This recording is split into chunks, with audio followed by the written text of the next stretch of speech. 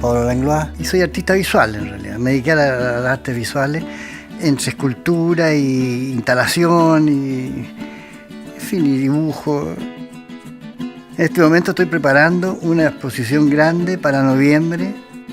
Matucana 100 quiso hacer una especie, me propuso hacer una especie de retrospectiva, que no sé cómo llamarla, pero en fin, que se suman obras desde el comienzo hasta ahora último. Siempre he trabajado con papel. Mi obra en general es papeles de dibujo, papeles de diario, para armar las esculturas. Trabajo mucho con materiales que me son fáciles de obtener y gratuitamente. Busqué materiales fáciles para poder hacer mis trabajos, para que fueran fáciles para mí, y además porque tampoco creía mucho en la permanencia, en la necesidad de que las cosas perduren eternamente. Las figuras, cuando son muy grandes, le hago una pequeña estructura de alambre mínima para sostenerlas, para que no se me caigan. Y después empiezo a girar, a envolver con papel de diario, con cola. Primero usé engrudo, trabajé, pero las primeras esculturas eran todos con papel, con engrudo, que es un material que se fabrica con harina y hervía, y se transforma en una especie de pegamento, la que usan los colegios, ¿no? Yo aprendí en el colegio a usar papel con engrudo también.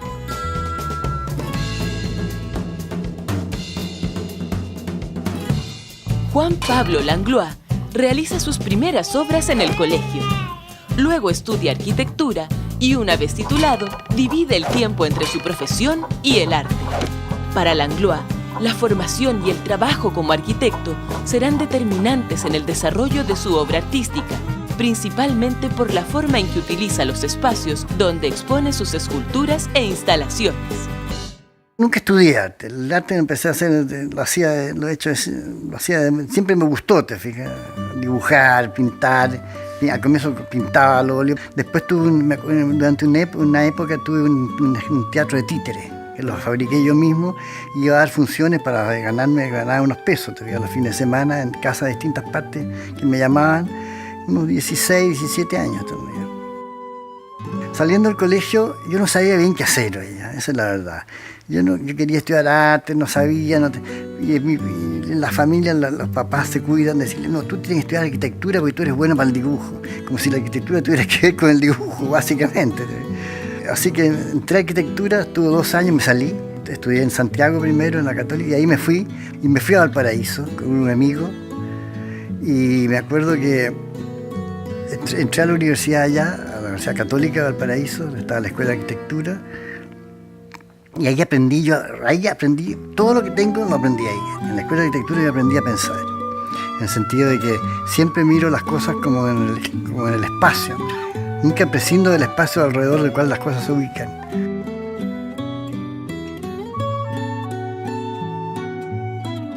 He sobrevivido trabajando en otra cosa, definitivamente trabajando en otra cosa y absolutamente fuera del arte, de manera que no se me mezclen y no se me crucen, sino que simplemente haciendo un trabajo X, bien hecho, que me permitiera vivir, recibir un sueldo, te fijas, y convivir con poco, claro, porque no era un negocio, era una cosa justa, lo justa necesaria para vivir y que me permitía pensar en lo que estaba haciendo y cumplir bien con lo que estaba haciendo, pero al mismo tiempo manteniendo mi tiempo libre de cabeza.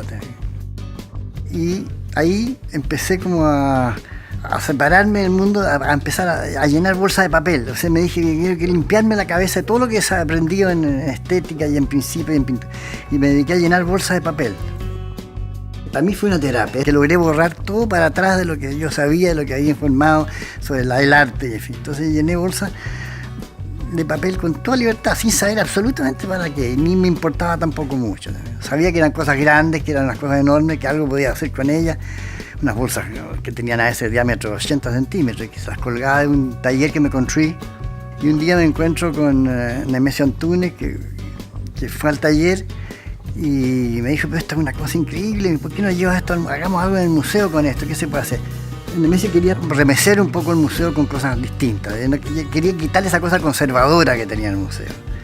Mira, si todo era una conservación de polvo y de salas que no se veían, los cuadros, había una cantidad de cuadros antiguos Yo le propuse entonces en esa ocasión hacer un proyecto, pensé un poco y pensé un proyecto que pudiera hacer para el museo.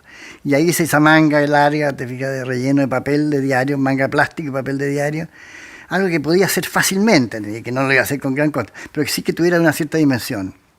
Se salía por la palmera, por lo menos las ventanas interiores se amarraba en la palmera y adentro recorría varios espacios. Y ahí empiezan a aparecer los conceptos, por primera vez para mí. La primera idea que aparece es como que estas bolsas, te fijas, de papel, puestas en la calle, es basura. Papel de diario que no sirve, que no sirve para nada, bolsa de basura, que son de basura. Y bueno, esas bolsas de papel, al sacarlas de ella y llevarlas a un contexto museal, de exhibición, cambia automáticamente su rol. Y dejan de ser bolsas de papel y se transforman en obras.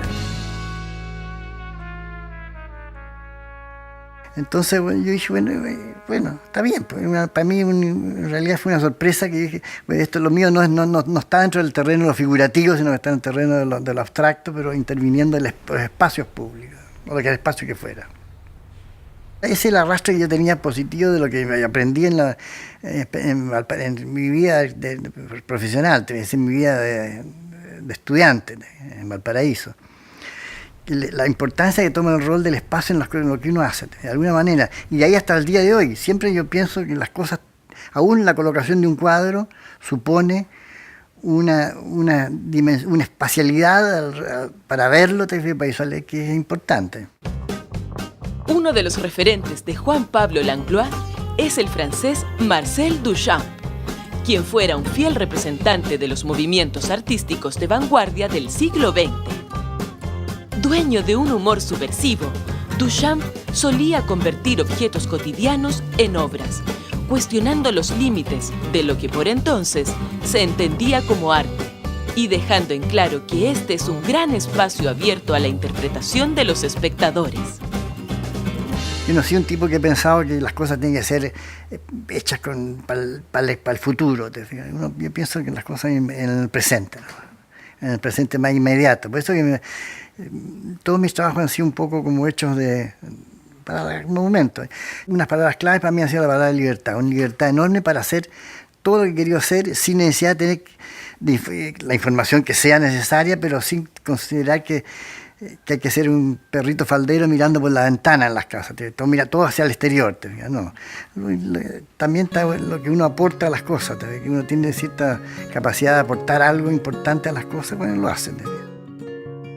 Que de alguna manera lo que uno hace sale de la vida o viene de la vida o va a la vida y suspende, y no importa que dejes el arte, si estás en un periodo de vida, viviendo intensamente, es mucho más valioso para mí eso que estar haciendo obras porque hay que ser artista. El ser artista creo que es una cosa que no tiene mucho sentido. Más bien hay que saber vivir, eso sí. Y ahí pasar al arte porque es una necesidad, porque uno a lo mejor no sabe hacer otra cosa, o la hace así, y del arte a la vida y la vida al arte.